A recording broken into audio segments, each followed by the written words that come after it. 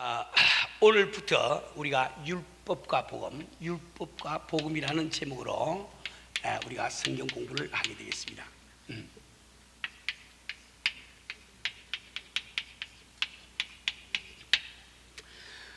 이 율법과 복음이라고 하는 것은 성경에 나오는 그 여러 가지 제목 가운데 한 가지 제목이 아니고, 이 율법과 복음을 공부함으로 말미암아 우리는 성경 전체의 이야기를 우리가 알 수가 있는 거예요. 그래서 우리가 지금 현재 우리가 공부를 하려고 하는 것은, 마치 우리가 참 이 LA 시내를 우리가 공부를 한다고 할 때 우리가 먼저 지도를 펴놓고 큰 프리웨이를 이렇게 보게 되면은 10분은 어디로 가고 5분은 어디로 가고 60은 이걸 다 알지 않습니까?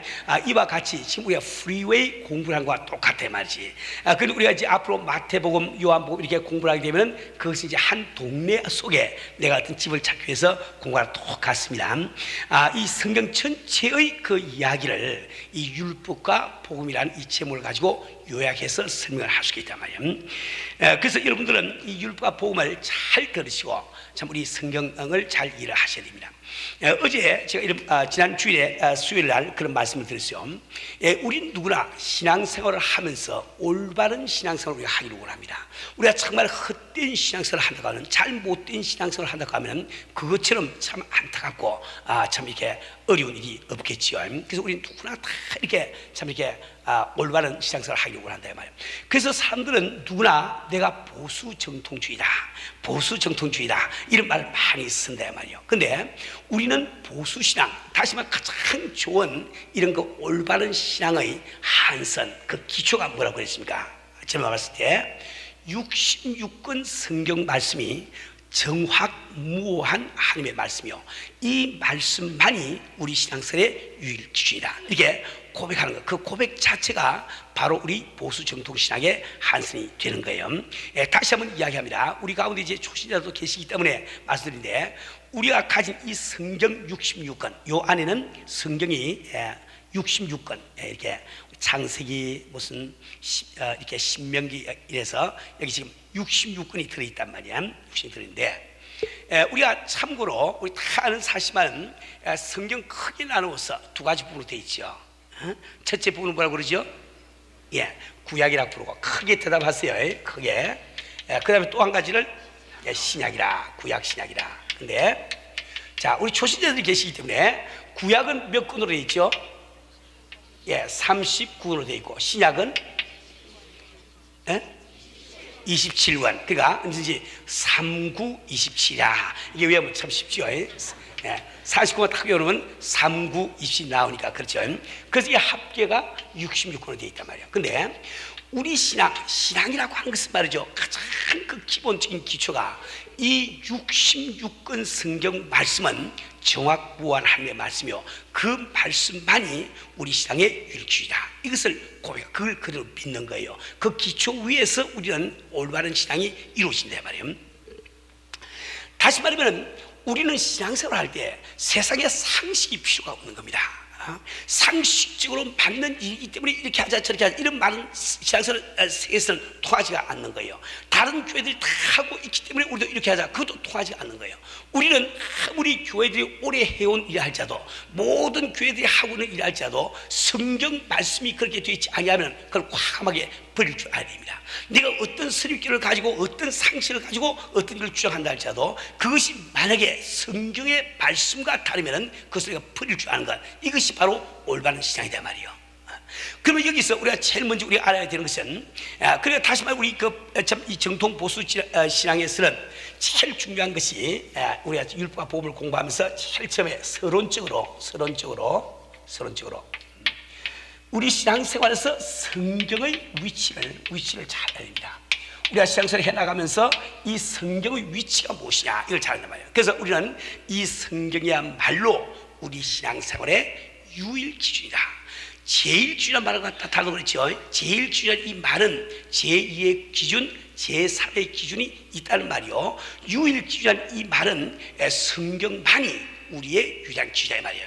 그러니까 여러분들이 예를 들어서 우리가 몰몬교라든지 혼통일교라든지 뭐 이렇게 이런 것들을 우리가 이단이다 이렇게 부른단 말이에요. 왜 그건 이단이라고 부르는 거 하니까, 이 성경 말고 우리가 가진 66권 성경 말고 그 다음에 또 몰몬경이라는 것이 있다 말이에요. 그래서 그것을 이게 믿는다 말입니다. 이게 통일교도 마찬가지로 이 66권 말고 그 문선명이가 계시받고 하는 그 내용이 그들에게 하나의 성경의 구실하고 있기 때문에 그것이 이단이 되어버리고 하는 거예요. 왜 그러한 그 참 이게 66권 성경 이외의 성경이 인정할 수 없는가? 이것은 나중에 다시 제가 설명을 드리도록 하겠습니다. 그럼 제일 먼저 우리가 알아야 되는 것은 그럼 왜 성경이 우리의 유일한 기준이 되어야 되느냐? 이 이치를 잘 알아야 된단 말이에요.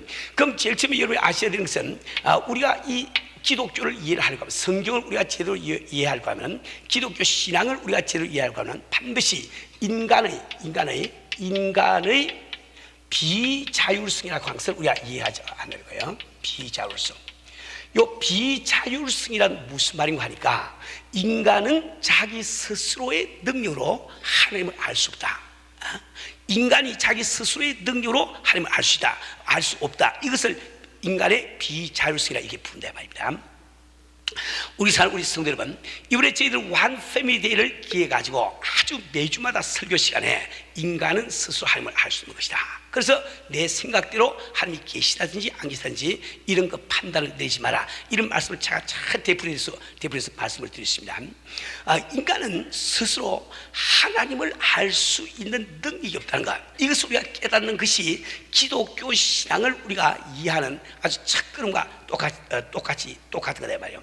왜 인간은 하나님을 스스로 알 수 없는가? 제가 예를 들어서 몇 번 설명을 드렸습니다. 여기 만약에 개미 한 마리 혹은 하루살이 한 마리가 있을 때, 이 개미 한 마리나 하루살이 한 마리는 인간을 이해할 능력이 없단 말이에요. 개미가 어찌 나를 보고 나를 이해할 수 있겠어요? 하루살이가 어떻게 내 앞을 지나가면서 김 목사의 인격을 이해할 수 있겠냐 말이야. 그렇죠? 내가 오늘 참 교회로 오고 있는데 개미가 나를 보고 김 목사님이 성경 공부 가르치러 교회로 가고 있구나, 그거 자기가 할 길이 없다고요. 맨날 들으면 그건 할 길이 없어. 그런데 우리 인간이라고 하는 것은 이 개미 한 마리, 이 하루살 한 마리를 만들 수 있는 능력이 없지 않냐 말이에요. 그런데 만약에 하나님이 존재하시다면 요 하나님께서는 나를 지으신 하나님이시다 말이에요. 그렇죠? 그러니까 우리는 나와 하나님 사이의 거리가 개미와 나 사이의 거리보다 훨씬 더 먼 것을 우리가 알지 않습니까? 그 이치로 가만히 따져보세요. 개미 한 마리, 하루살이 한 마리가 나를 알지 못할 텐데 어찌 내가 스스로 하나님을 알 수 있겠냐 말이에요. 인간은 스스로 하나님을 알 수 없는 거예요. 그래서 우리가 고린도전서 1장 21절 말씀에도 하나님의 지혜에 있어는 세상이 그 지혜로 하나님을 알지 못하는 거로, 세상이 그 지혜로는 하나님을 알지 못하게 되어 있단 말이에요. 그러면 우리가 스스로의 능력을 가지고 하나님을 알 수 없는 인간이 하나님을 알 수 있는 길이 무엇이냐? 그것은 바로 하나님의 계시를 통해서만 알 수 있단 말이에요. 하나님이 자기 스스로를 우리 인간에게 나타내 보여주실 때만 우리가 그것을 보고 저분이 하나님이시구나, 하나님이 저런 분이시구나, 우리가 그걸 알 수가 있단 말이에요. 그렇죠? 그래서 이것을 우리가 신학적으로는 계시 의존 사상이라 이렇게 부른 거예요. 인간의 비자율성 때문에 우리 인간은 어쩔 수 없이 하나님의 계시를 따라서 그 계시에 의해서 우리가 믿어야 된단 말이에요. 그런데 하나님께서 인간에게 주신 계시의 완성이 바로 성경 66권입니다. 이 성경 66권은 하나님께서 인간에게 주신 계시의 완성이란 말이에요. 이것은 우리 신교, 개신교의 아주 참 이렇게 기초적인 하나의 교리와 같은 겁니다. 자, 근데 우리는 그러면 여기서 한 가지 이제 중요한 게, 여기 지금 성경이 있으면 이 성경이 하나님의 계시라고 하는 것을 우리가 어떻게 인정을 할 수 있냐 말이에요. 이 성경이 인간이 쓴 글이 아니고 하나님이 우리에게 주신 계시라고 하는 것을 어떻게 우리가 인정을 할 수 있냐 말이에요. 다시 말하면 이 성경의 신적 권위를 우리가 어떻게 인정할 수 있겠냐 말이에요.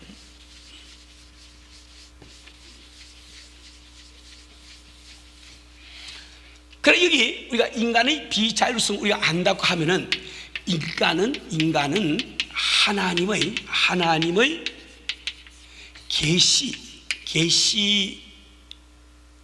계시로만 하나님을 알 수 있다. 하나님을 알 수 있다. 결론이 나오죠. 알 수 있다. 근데 그 하나님의 계시 완성이 성경이라고 말씀드렸어요. 그럼 여기서 이제 문제가 되는 것은 문제가 되는 것은 우리가 먼저 여기서 성경의 신적 권위, 우리가 가진 이 성경 66권이 어떻게 하나님이 주신 말씀이라고 인정할 수 있느냐, 그것을 우리가 성경의 신적 권위라 이렇게 불러요. 신적. 이 성경의 신적 권위는 우리가 여러 가지로 증명을 해서 설명을 할 수가 있습니다. 그러나 우리는 여기서 시간이 없기 때문에 그걸 다 설명을 할 수가 없어요. 근데 두 가지만 우선 말씀을 드리면, 우선 이 성경의 구성을 보고 우리는 성경의 신적 권위를 인정하지 않을 수가 없습니다. 아까 조금 전에 말씀드린 대로 성경이라고 하는 것은 구약과 신약 되어 있다고 그랬죠. 그런데 이 구약은 무엇을 얘기하니까, 이것은 오실 메시아에 대한 예언으로 되어 있단 말이야. 예언. 오실 메시아에 대한 예언이 돼. 즉 하나님이 육신을 입으시고 이 땅에 오실 때 그분은 어느 곳에 태어날 것이며 어떤 모습으로 태어날 것이며, 그분이 태어나면 세상 사람들은 그를 어떻게 볼 것이며, 그는 세상을 살아가는 동안에 어떤 말씀하시며 어떤 행동을 하실 것인지, 그분이 어떤 대우를 받을 것인지, 이런 모든 것들이 이 구약 성경에 다 기록이 되어 있단 말이야. 그러니까 오실 메시아에 대한 예언이 구약 성경의 기조를 이루고 있습니다. 그 반면에 신약 성경 무엇인가 하니까, 신약 성경이라고 하는 것은 오신 메시아, 즉 다시 말하면 그 예언이 성취되었다는 증거가 같단 말이야. 증거.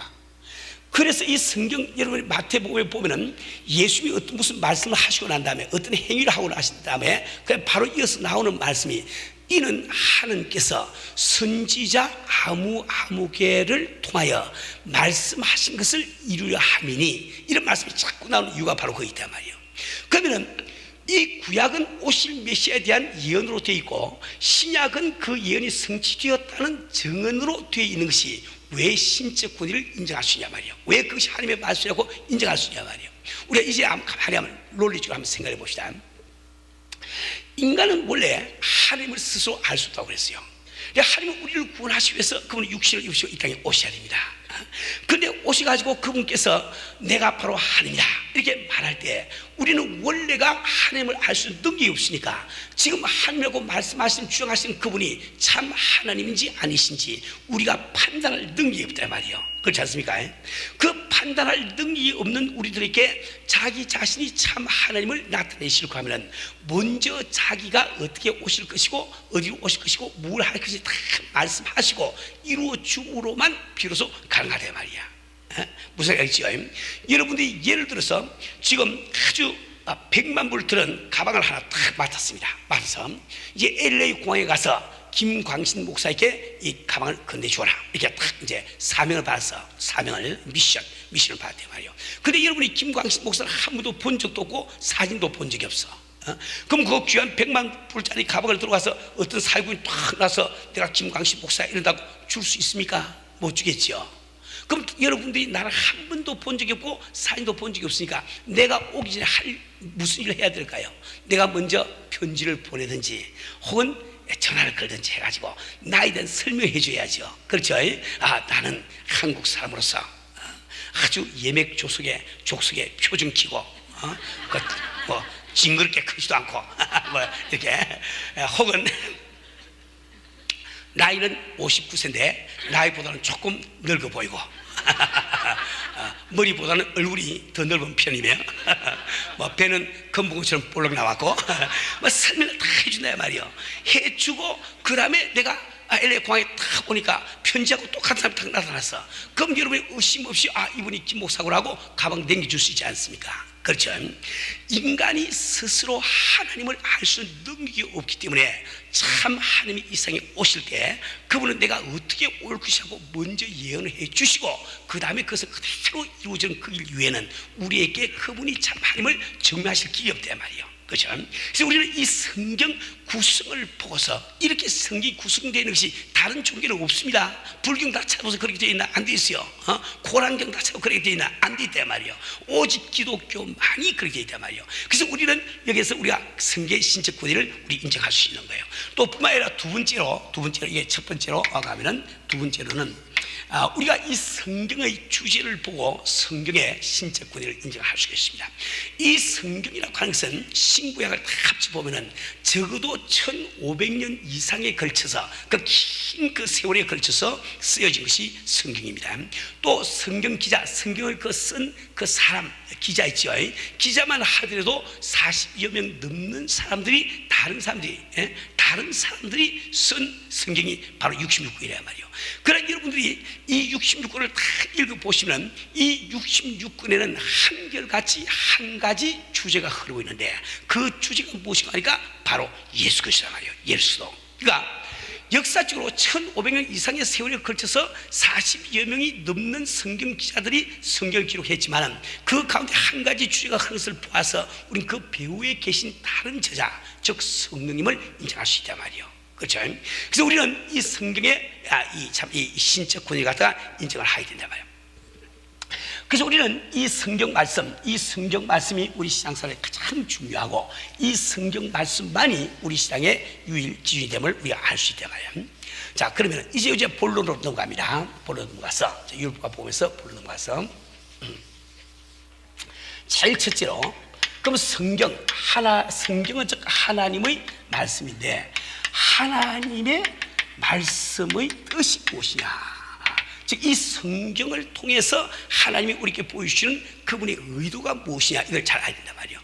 여러분이 우선 먼저 한 가지 알아야 되는 것은 말과 뜻은 다르단 말이에요. 말과 뜻은 달라.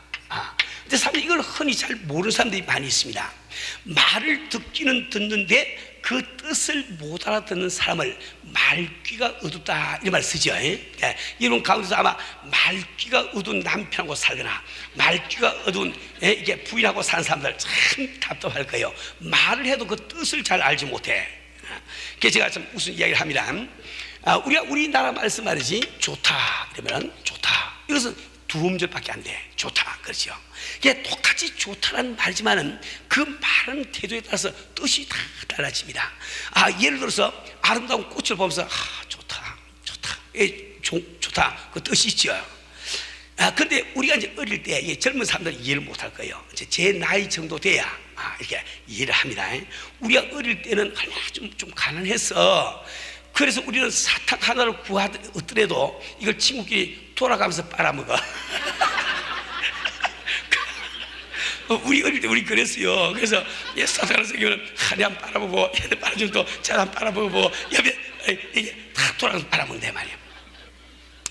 예를 들어서 한 번은 만약에 내가 딱 동네 놀러 갔더니 동네 어떤 철수가 말이지 사탕을 갖고 나왔어. 빨아먹으니까 내가 옆에 서서 의뢰이 나한테 좀 주려고 생각하고 기다린다 말이에요. 근데 이 녀석이 좀 나보고 한 빨아먹으란 말도 알고 혼자 자꾸 빨아먹어. 그런데 중간쯤 빨아먹더니 우두둑하고 뭐 깨물어 버린다 말이에요. 내가 얼마나 화가 날 겁니까? 그때 날만 너무 화나서 좋다 이러고 간다 말이에요. 그때 좋다는 이 말은 무슨 아름다운 꽃 보고 좋다 할 때하고는 전혀 다른 말이죠. 좋다. 두고 보자. 영어로 지금 하면 see you later. 두고 보자. 두고 보자. 또 그것도 진짜라고 또 쓰지 마세요. 영어로 영어 이렇게 번역을 하는데 그렇게 번역을 한대요. 이렇게 see you later 하니까 두고 보자. nice to see you 하니까 너 잘 만났다. 이렇게 말이야. 이렇게 뭐라고 그러더라. 웃은 이야기를 많이 합니다. 그 반면에 만약에 어떤 며느리가 같이 집으로 왔습니다. 그 며느리 같이 왔으니까 살림을 알 길이 있습니까? 요즘은 이런 말이 좀 안 통하지만 옛날에는 대가족 이 제도 살았거든. 근데 그 참 처음 시집 들어온 이게 며느리가 혼자 다 하는 것처럼 살림을 다 막 주장을 한단 말이에요. 그 시어머니가 처음에 포기는 안 됐지만 어떡합니까? 새며느리 들어와서 그렇게 하니. 그러다 그 참 며느리가 실수를 하는 날이면은 시어머니가 그걸 보면서 하는 말이 좋다 이러죠. 좋다. 똑같은 좋다지만은 아름다운 꽃을 보면서 좋다. 누가 사서 깨무니까 좋다. 시어머니가 좋다. 그 말은 똑같은데 뜻이 다 달라. 그렇죠. 제가 참 이렇게 우스갯소리 하는 이야기지만은 여하튼 우리 집사람하고 제가 연애할 때입니다. 그래서 한 번은 딱 데이트를 하는데 우리 사람이 그런 이야기예요. 그때 저를 보고 김 선생님 그랬거든요. 우리 집사람은 결혼하고 나서 몇 년 동안 나보고 김 선생님 그랬어. 그래서 하는 말이 김선생님 제가 참 김선생님께 미안합니다 그러더라고요. 그럼 또 뭐가 미안하고 갑자기 그러니까 깜짝 놀라가지고 뭐가 그래 미안합니까 그랬더니 저기 앞에 가는 저 여자들은 다 이쁜데 자기만 못생겨서 미안하대. 그래서 내가 그 무슨 뜻인지 말귀를 알아듣지만 내가 원래 장난을 좀 좋아하니까 제가 그랬습니다. 그러니까 제가 당신을 존경하지 않습니까? 소크라테스도 내 자신을 알려고 그랬는데 당신은 이미 자기 자신을 알고 있으니 내가 존경하지 않습니까? 그랬더니 우리 사람은 화가 나가지고 택시 불러 타고 가버렸어. 그래서 제가 아주 3번을 찾아가서 철철 매고 그다음에 다시 데이트 체결했습니다. 그러니까 내가 참 잘 못생겨서 미안합니다 이 뜻이, 죄송합니다 이 뜻이 그 뜻이 아니죠. 말은 그랬지만 뜻이 뭐예요? 나보고 좀 이쁘다고 해주세요. 이쁘다고 해주세요 이 뜻이죠. 우리 사람 보니까 그런 얘가 참 많아. 우리 사람 참 우리 아들 그리고 원희를 탁 낳아가지고 병원에서 데리고 왔는데 너무 아주 참 좋은 모양입니다. 제가 태어나고 딱 오니까 들여다보고 까꿍까꿍 가면서 뭐 눈도 못 뜨는 애 보고 안고 그래 내가 딱 들으니까 하는 말이 그래요. 말이지 얼마나 힘이 들었는지 애 낳는데 얼마나 힘들었는지 나 다시 애 안 날래요 그러다고 다시 애 안 날 거라고 말이야. 그러니까 제가 힘을 톡 대고 이야기했습니다. 여보 내가 애기 낳는 것이 이렇게 힘든 줄 모르니까 당신이 시켰지. 이제 한 이상 내가 딴 여자에게 시켜야지 왜 당신이 시켰냐고 말이야. 그랬더니 우리 사람이 금방 달랐어. 그 말 뜻이 그 뜻이 아니죠. 그렇죠? 그 말과 뜻이 다르대 말이야. 제가 이제 어릴 때 그런 예가 있습니다. 아마 그때 나이가 한 4살이나 5살쯤 되는지 모르겠어요. 박사 아주 신나게 뛰어놀다가 외갓댁에 갔는데 말이지. 그리고 제가 탁 돌아와서 방에 싹 들어가 보니까 그 산 위에다가 그 당시 그 나마가시 그 일본 과자 있잖아요. 이거 소고기게 딱 쌓아놨더라고요. 얼마나 좋습니까? 들어가자마자 막 집어 먹었지. 그 한 2개 집어 먹는데 우리 이모님이 보시더니 막 야단이 났어요. 손님 드리려고 말이지 만드는 체리로 왔는데 저놈 자식이 다 먹는다고 말이야. 그러면서 야단치면서 하시는 말씀이 여러분 하나만 더 먹어봐라 이런단 말이야. 그래서 제가 고민을 굉장히 했습니다. 그 분명히 하나를 더 먹어보라고 이야기는 했는데 뜻이 그런 뜻이 아닌 것 같아. 그래서 먹었다거나 아무래도 해로울 것 같아서 참았습니다. 그래서 제가 그때 그 말귀를 몰아듣고 하나 또 집어 먹었으면 한 대 얻어 맞는 거지. 그렇잖아요. 그게 말과 뜻이 그게 다르다 말이에요. 그러니까 우리는 이 성경을 볼 때 이 성경의 뜻을 우리가 잘 알지 않으면 됩니다. 우리가 이 성경을 볼 때 잘 못 보시는 분들이 이 성경 말씀을 마치 법조문처럼 그 중에 한두 구절을 달달달달 외워가지고 뭐 그것만 가지고 이렇게 그거 하거나 이런 분들이 계신데 그러면 안 돼요. 성경 전체를 다 읽으면서 그 성경을 통해서 하나님이 내게 하시는 뜻이 말씀의 뜻이 무엇이냐, 의도가 무엇이냐, 그 의도를 살펴보지 않으면 안 되는 거죠. 이 성경 똑같은 성경을 잘못 쓰시는 분들이 계세요. 어떤 분들은 날 보고 말이지 생년월일이 언제냐고 물어. 그거 왜 묻냐 그랬더니 그거 뭐 어떻게 계산되더니 그걸 페이지 수를 찾아가지고 이렇게 이 성경 가지고 점을 쳐줘야 말이요. 페이지를 찾아가지고 그까지는 참 좋은데 어떤 성도는 말이죠 굉장히 자기가 믿음이 좋고 경건하다고 생각하고 그분은 아침에 딱 일어나면 이제 주 앞에 기도하고 주여 오늘도 말씀이 내 발에 등이라고 하였으니 오늘 내가 행할 일을 보이시옵소서 딱 기도하고 아멘 하고는 그러면 성경을 아무데나 쫙 펴가지고 거기 있는 대로 이제 행하는 거야. 그 있는 대로 행한다 이 말이에요. 그런데 어떤 분이 한 번은 딱 그렇게 하면서 딱 펴서 집어봤는데 마침 마태복음 27장 5절이 나왔습니다. 거기 보면은 가룟 유다가 예수님 그 팔아먹고 말이지 회개해가지고 그 성경고에 집어 던지고 간 장면 거기 보면 이 기록이 되거든. 유다가 은을 성수에 던져놓고 물러가서 스스로 목매어 죽으니라. 그게 목매어 죽으니라 하니까 이게 하나님이 그렇게 인도할 리가 만무하잖아요. 그래서 이번에 다시 기도한 거야. 사탄아 물러가라. 주여 이번엔 주님께서 친히 계시해 주옵소서 하고 성경 또 탁 펴가지고 탁 봤단 말이야.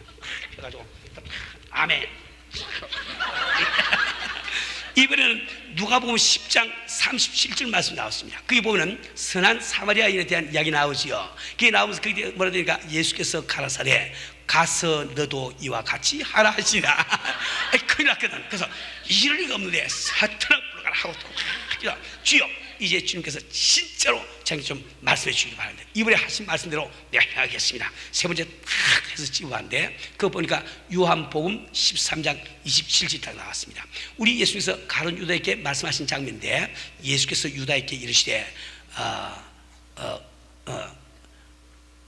가서 너의 하는 일을 속해하라.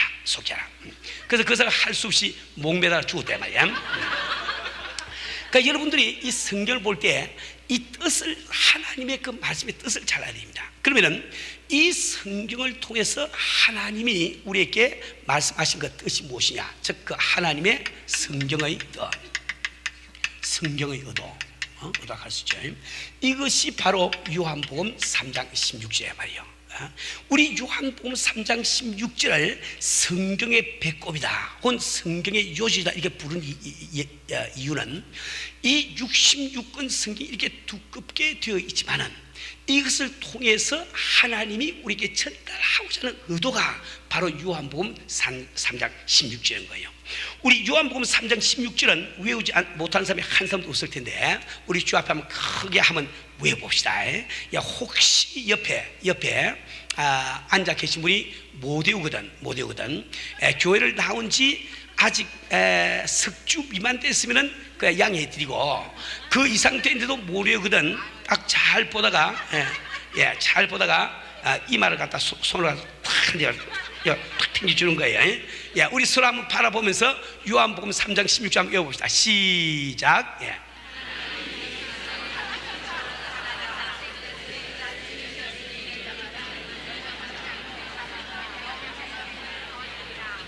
한 번만 더 외워봅니다. 시작. 세상을 이처럼 상하사 독생자를 주시니 이는 저를 믿는 자마다 멸망치 않고 영생을 얻게 하려 합니다. 자, 우리는 요한복음 3장 16절에 하나님이 세상을 상하사 독생자를 주시니 이는 저를 믿는 자마다 멸망치 않고 영생을 얻게 하려 합니다. 이 말씀을 우리가 가만히 한번 분석을 해보면 이 말씀 가운데는 이것을 분석해보면 첫째로 인간에 대한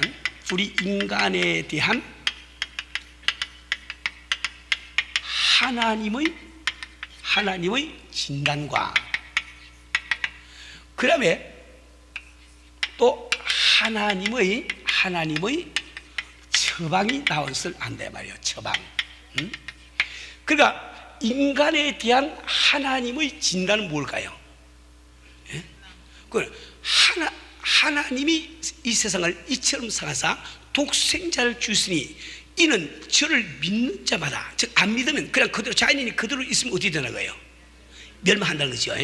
그러니까 이 세상을 향한 하나님의 진단은 인간은 멸망하게 되어 있다. 인간은 멸망하게 되어 있다.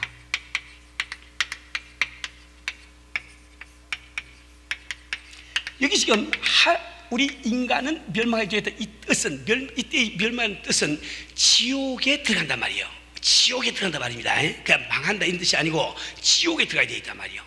그런데 지옥에 들어갈 수밖에 없는 인간에 대한 하나님의 처방이 무엇이냐? 그것이 바로 예수 그리스도 독생자, 예수 그리스도.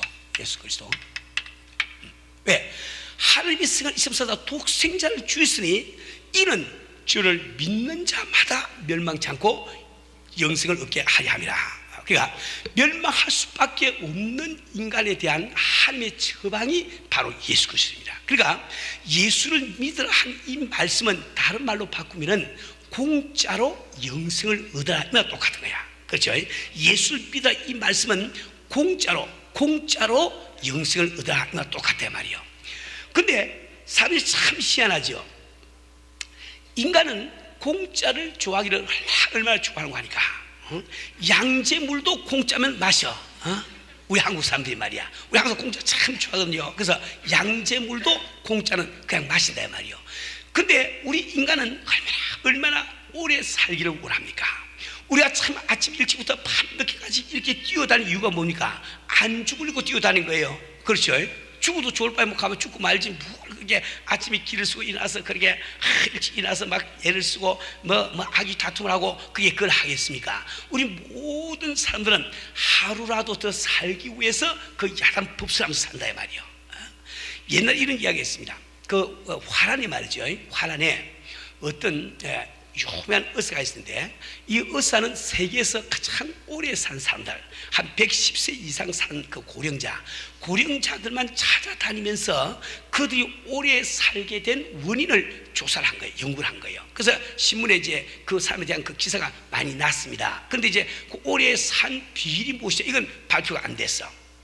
그때 그 의사가 죽을 때가 됐습니다. 그때 자기 자녀들을 불러서 하는 이야기가, 그 노란 봉투를 하나 주면서 너희들 이 봉투를 절대로 뜯어보지 말고 이 봉투를 갖다가 그 공매에 붙여라. 공매, 옥션을 하라 말이에요. 옥션.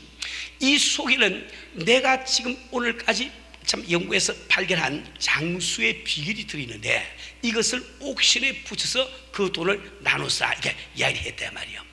그래서 이제 그것이 신문에 막 보도가 됐단 말입니다. 그 유명한 의사가 오래 사는 비법을 발견해가지고 이걸 옥션한다 이래요. 그래서 세계에서 많은 부호들이 모였는데 그것이 몇 년도 일인지 모르지만 아마 지금부터 한 4, 50년 저 이전 이야기일 거예요. 혹은 그보다 더 옛날 이야기인지 몰라. 그 당시에 자그마치 그 봉투가 영국에 있던 어떤 부호에게 30만 불에 팔린 거예요. 30만 불에 그 봉투를 사갔단 말이야. 아시겠죠? 그래서 사람들은 하루라도 더 살기 위해서 30만 불도 아까우지 않고 투자를 하지 않냐 말이요. 근데 그 편지, 그 종이 봉투 안에 무슨 말이 들은지 압니까? 이거 30만 불짜리예요. 지금 보면 300만 불짜리도 되겠지. 지금 뭐 인플레이션 많이 됐으니까. 근데 이 공짜로 지금 공개해 줄 테니까 잘 들으세요. 이게 300만 불짜리. 거기 보니까 첫째로 머리는 작게, 발은 덥게, 배는 고프게, 이렇게 돼 있단 말이에요. 그러니까 잠을 잘 때 항상 문을 열어놓고 맑은 공기를 호흡하면서 잠을 자거라. 아무리 그래도 발은 덥고 몸은 따뜻하게 하거라. 배는 김 목사처럼 터지게 먹지 말고 좀 고프다 싶을 정도로 먹고 말아라. 그것이 장수의 비결이란 말이에요. 여기 또 오신 분들 가운데 또 성경 말씀을 별 다 잊어버리고 그거만 다 기억하고 또 오늘 집에 가서 또 그거 하실 분이 분명히 또 계실 거야. 여하튼 사람들이 그토록 우리가 오래 살기를 바라는데 하나님께서 공짜로 그저 영생을 주시겠다고 하는데 왜 인간은 그 영생을 받기를 원하지 않은가? 왜 우리가 예수 믿으라고 그토록 전도하는데 사람들은 예수 믿기를 절구하지 아니하는가? 교회를 옳고 하지 않은가? 그건 이유가 있단 말이에요. 그것은 그러니까 다시 말하면 사람들이 예수를 믿지 않는 이유, 믿지 않는 이유는 한마디로 해서 자기 스스로가 죄인임을 깨닫지 못하기 때문에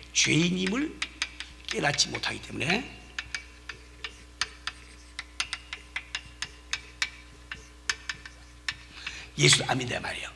그러니까 내가 아무리 좋은 암의 참 이렇게 뭐라고 그러지? 암의 백발백중 하는 말이지. 고치는 특효약을 내가 가지고 와도 내가 암에 걸린 것을 믿지 않는 사람은 그걸 안 받아 먹습니다. 그 쓴 것을 왜 받아 먹겠냐 말이요. 근데 자기가 지금 암에 걸렸다고 해서 진단을 받고 믿는 사람은 그런 약이 있다면 막 허겁지겁 먹을 거 아닙니까? 받아 먹을 거 아니에요. 그러니까 우리가 지금 하나님께서는 우리 멸망할 수밖에 없는 우리 인간들에게 처방으로 예수 그리스도를 주셨는데 하나님은 분명히 내가 멸망하리라고 진단을 내리시는데 그 진단을 믿지 아니하니까 처방도 필요 없다고 생각한다 말이에요. 무슨 소리 하겠어요? 그럼 왜 우리 인간은 하나님의 진단을 믿지 아니하냐? 원래 죄의 삭시 사망인 거예요. 죄 때문에 인간은 죽게 돼 있단 말이에요. 그런데 인간은 스스로 죄인됨을 깨달아지지 않기 때문에 내가 스스로 죄인이 아니라고 생각하기 때문에 그 하나님의 그 처방을 안 받으려고 그런단 말이에요. 제가 지난주에 설교 시간에 그런 말씀 드렸습니다. 이 성경 말씀을 보면은 성경은 모든 사람이 죄를 범했음에 하나님의 영광에 이르지 못하더니 로마서 3장 23절 혼 의인은 없나니 하나도 없나니 로마서 3장 10절. 이 성경 말씀은 우리 모든 사람들이 죄를 범했다고 되어 있단 말이에요. 그래서 지난주에도 잠시 말씀드렸지만 죄에 대한 하나님의 이론과 인간의 이론은 잘 아닙니다. 인간은 자꾸만 생각하기를 우리가 죄를 지음으로 죄인이 된다 이렇게 생각하는 거예요. 그래서 우리 인간의 관심은 항상 누가 더 죄를 많이 지었느냐 그게 관심이 있단 말이에요. 근데 하나님의 이론은 그렇게 되어 있지 않고 너희는 죄인으로 태어났기 때문에 죄 지을 생각을 하고 죄를 짓게 된다 이렇게 되어 있단 말이에요. 그러니까 우리 한 사람 한 사람이 죄인으로 태어났음을 이 성경은 말씀을 하고 있단 말이에요. 여기 만약에 지금 사과나무가 있으면 말이죠. 이 사과나무가 지금 사과라고 하는 열매가 매달리기 때문에 사과나무로 변하는 게 아니다 이 말이에요. 그렇죠? 이 열매가 맺히든 안 맺히든 상관이 없이 이 나무는 사과나무이기 때문에 그 속에는 사과나무의 진액이 흐르고 있단 말이에요. 그래서 비록 겨울철이 돼서 사과의 열매가 안 맺힌다 할지라도 이제 봄이 되고 그 다음에 또 참 이게 날씨가 더워지면 반드시 잎이 나고 꽃이 피고 열매를 맺게 돼 있단 말이에요. 그렇죠? 우리 한 사람 한 사람은 이미 죄인으로 태어났기 때문에 우리는 죄 지을 생각을 언제나 하게 되고 또 죄를 짓게 된단 말이에요. 우리는 가만히 생각해 보세요. 우리 동네에서 그런 말 있죠. 소인 한거에 불이 쓰냐. 소인은 한간 시간이 있으면 절대로 설레하지 않아 악한 생각을 한단 말이에요. 여러분들이 우리가 참 이 심리학자들이 이야기할 때 우리가 하루에 적어도 10,000가지 이상의 생각을 한다고 그러는데 오늘도 우리는 많은 생각을 해왔습니다. 그 생각 가운데 하나님이 받으실 만한 생각이 과연 몇 가지였겠냐 말이에요. 오늘 우리가 많은 말을 해왔는데 그 중에 하나님이 받으실 만한 흠양하실 만한 말이 몇 마디였겠냐 말이에요. 우리 오늘 많은 행동을 해왔는데 주님께서 받으시기 합당한 그런 행동이 몇 가지가 있냐 말이에요. 우리 마음속에 시간만 있으면 우리 속에는 밖에 표현은 못하지만 죄지을 열기가 오간다 말이야. 우리 성도는 우리는 지금 오늘 주님 앞에 이 한 가지 사실을 고리 깨달아야 됩니다. 당신이 지금 살인하지 않도록 해서 간음을 하지 않도록 해서 다른 사람이 간음한 것 사랑해서 손가락질 하지 마세요. 당신 마음속에는 간음하고자 하는 그 생각이 들어있단 말이야. 당신 마음속에 살인하고자 하는 그 마음이 들어있단 말이에요. 아직 환경이 안 되기 때문에 행동에 옮기지 못했을 뿐이야. 당신에게도 기회만 주어지면 얼마든지 그 죄는 지을 수가 있단 말이에요. 이것은 바로 우리가 인간이 바로 죄인으로 태어났기 때문에 그렇단 말이에요.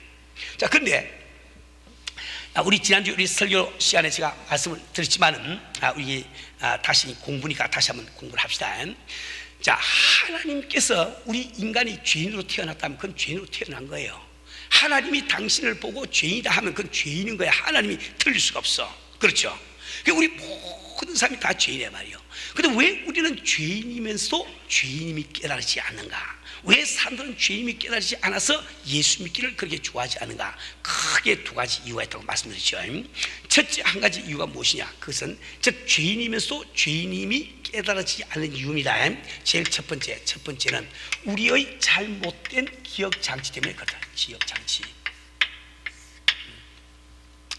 우린 죄인들이기 때문에 우리는 참 잘못된 기억 장치를 갖고 있습니다. 그래서 우리는 항상 나와 남이 있으면 남에 대해서는 남이 잘한 것은 잊어버리고 잘못한 것만 기억에 확 남긴단 말이에요. 그렇죠? 그리고 그 다음에 나에 대해서는 내가 잘한 것을 기억에 남기고 잘못한 것은 잊어버리는 아주 이상한 기억 장치를 갖고 있습니다. 그래서 우리가 참 교회 다니다가도 한 번 시험 들면 교회 떠난 이유가 그거죠. 평소에 그 교회가 자기에게 얼마나 유익함을 주지 생각처나 다 잊어버렸으니까 한 번 딱 시험 들면 그렇게 해서 싹 고개 돌리고 교회 떠난다 말이야. 그래서 제가 지난주에도 말씀드렸지만 우리가 부부 생활할 때 보면 이걸 참 잘 압니다. 우리가 한 10년 정도 뭐 이제 연애하고 뭐 한 달, 2달 지난 사람은 잘 모르겠지만 한 10년 이상 결혼한 사람은 다 알아요. 정말 다른 여자가 그렇게 할 때는 괜찮게 지났는데 자기 부인이 그렇게 하면 그만 자기도 모르게 혈압이 오른단 말이야. 열이 막 올라서 참으려고 하다가 자기도 모르게 장로가 돼서 집사가 돼서 목사가 되고 난 다음에도 여보 이렇게 하는 말이에요.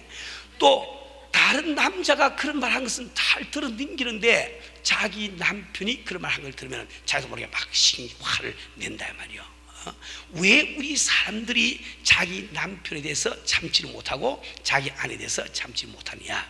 그래서 우리가 세상을 살아가면서 10년 동안 우리가 살았으면 10년 동안 내 아내가 그래도 나한테 잘해주고 있을 거야 말이야. 정말 내가 아플 때 밤을 새우면서 간호를 해줬고 말이야. 나를 위해서 희생적으로 참 섬긴 거, 참 잘하는 일들이 많은데 남편은 그걸 절대 기억 안 하는데 다 까먹어버려. 그리고 부인이 내게 섭섭하게 한 일만 저게 딱 남겨놓거든요. 지난주에 말씀드린 대로 배가 고픈데 밥을 안 해놓은가, 외출하려고 하는데 와 있어서 안 빨아놓은가, 밤중에 친구 좀 데려왔더니 인상 쓴가 이런 것만 아주 잔뜩 이렇게 기억에 남아있으니까 아주 부인이 조금만 실수하더라도 10년 동안 한 실수가 한 번에 생각이 확 나는 거야. 나니까 나도 모르게 열을 받아. 그래서 막 여보하고 성령 받아도 그냥 화를 내는 이유가 바로 그게 있습니다. 이 사실을 참 잘 알립니다. 제가 이 트레스에서 눈을 그런 말씀드리지만은 저는 정말 예수님을 영접하려고 할 때, 예수님을 만나려고 할 때 저는 너무너무 깜짝 놀란 한 가지 사실이 있습니다. 그것은 저는 42살 때 예수를 영접했는데, 예수를 만났는데 그 전까지 저는 세상에서 별로 뾰족한 인생을 살아보지 못했습니다. 내가 무슨 전두환 대통령처럼 대통령이 돼본 적도 없고, 이병철 씨처럼 그 당시에 한국의 재벌이 돼본 적도 없고, 무슨 김진규 씨처럼 말이야 배우가 돼본 적도 없고, 난 참 별 수 없는 인생을 살아봤거든. 그래도 내가 나를 버티고 살아간 자존심이 있습니다. 그건 뭔가 하니까 선한 것은 내가 최고야, 착한 것은 내가 최고야, 성실한 것은 내가 최고야, 항상 그 생각이 내 마음속에 있었다고요. 그런데 예수를 딱 만나려고 하는 그 순간에 제가 보니까 내가 얼마나 죄인인지, 한 번 더 죄를 지어도 더 새까마칠 여지가 없을 그런 죄인이더라고요. 이미 내가 그런 죄인이야. 그 제가 그때 참 막 울면서 막 주 앞에 회개기도 하면서 혼자도 생각을 했습니다. 내가 이렇게 새까만 죄인인데 어떻게 그렇게 참 착한 것만은 내가 최고라고 잘못 알고 살아왔을까? 저는 그 생각을 해보니까 그때 흔든 생각이 나는 것이 있더라고요. 저는 일생을 살아오면서 제가 이래 표해도 착한 일을 몇 번 해본 적이 있어. 몇 번 해본 적이 있습니다. 처음에 제가 기억하고 있는 착한 일은, 제가 중학교를 다녔는데 겨울철에 밤길을 걸어가는데 어떤 거지아이가 추워서 울면서 떨고 있더라고요. 저는 그 아이를 보는 순간에 저거를 쫙 벗어가지고 탁 입혀주고 집에 갔지요. 참 착하지요. 얼마나 착하냐 말이야. 참 착하죠. 그 두 번째, 고등학교 탁 올라갔는데 그 1학년 때 내 친구 하나 있는데 친구 이야기를 들으니까 학비가 없어 공부를 못하겠다고 그래. 퇴학을 해야 된다고 그래요. 그래서 제가 그 당시에 한국에서 손목시가 드물 때인데 우리 아버지가 저한테 좋은 손목시를 하나 사주었습니다. 저는 그 친구에게 말도 하지 않고 끌고 옆에 있는 시계방으로 들어가서 그걸 팔아가지고 학비 딱 대주었다고요. 얼마나 착하네 말이야.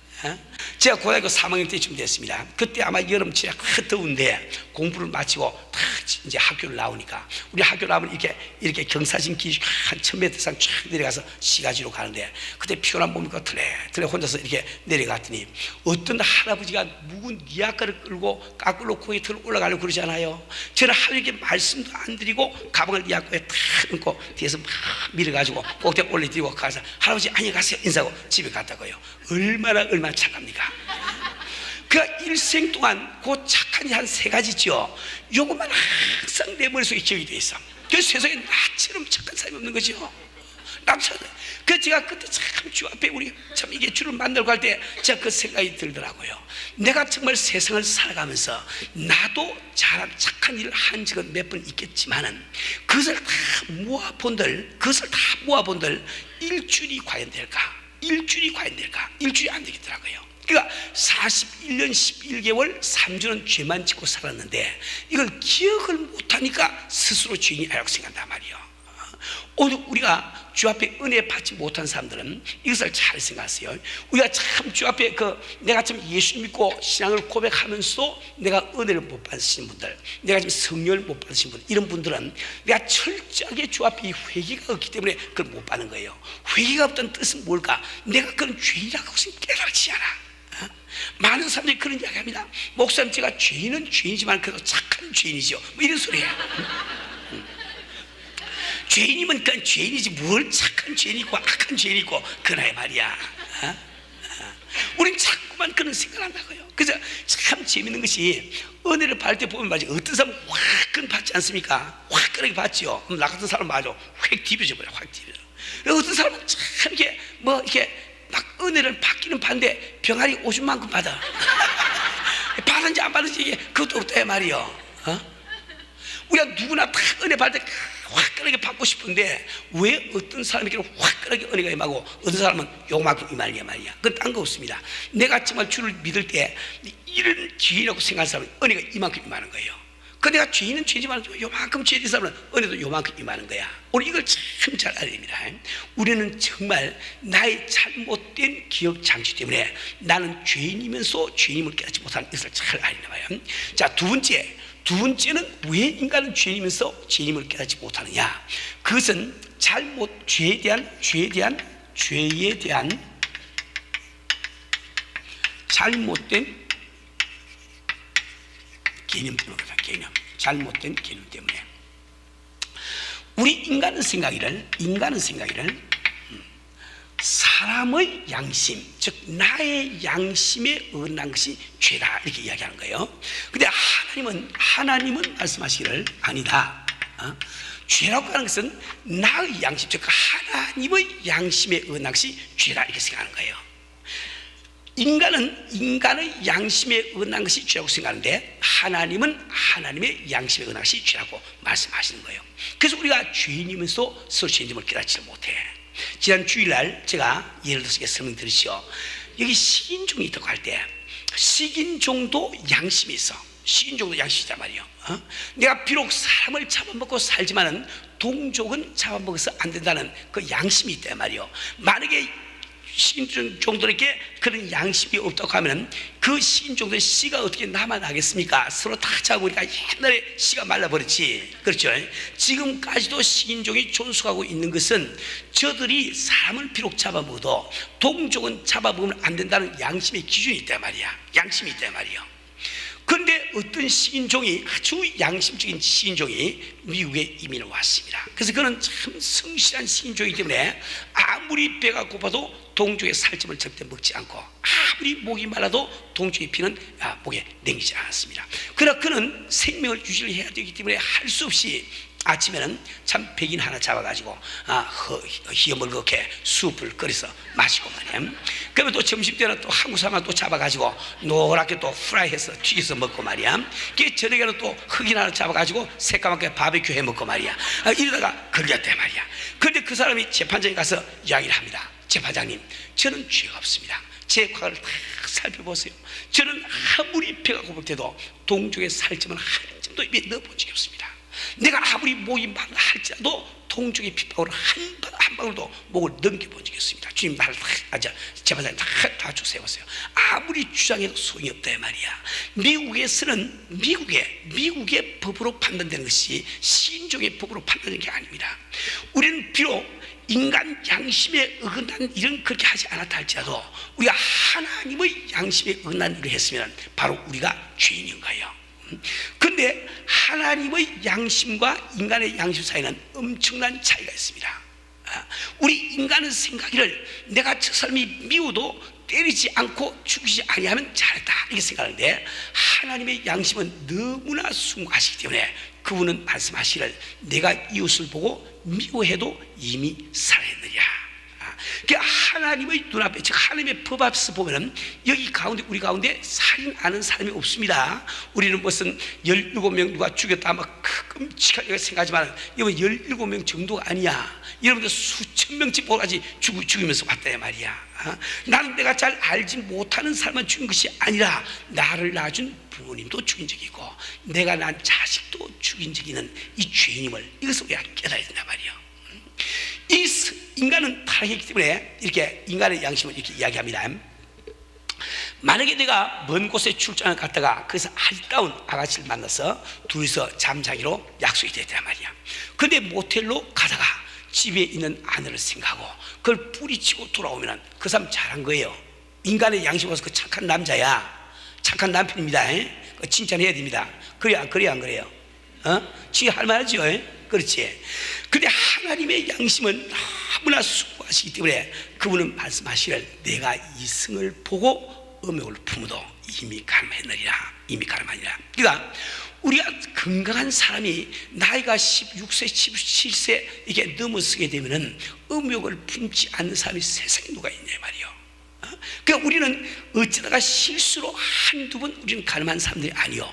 우리는 상습적으로 습관적으로 수백 번이 아니라 수천 번씩 가늠한 가늠자임을 알아야 된단 말이요.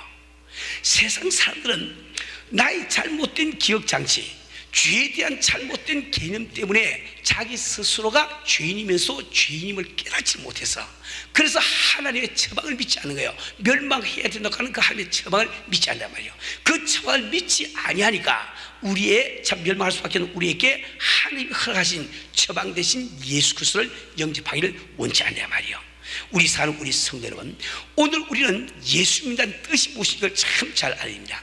이 성경이 지금 말씀하고 있는 것은 첫째로 우리는 죄악 가운데 태어나서 다 모든 사람이 죄인이라는 사실을 우리에게 말씀해 주고 있는 거예요.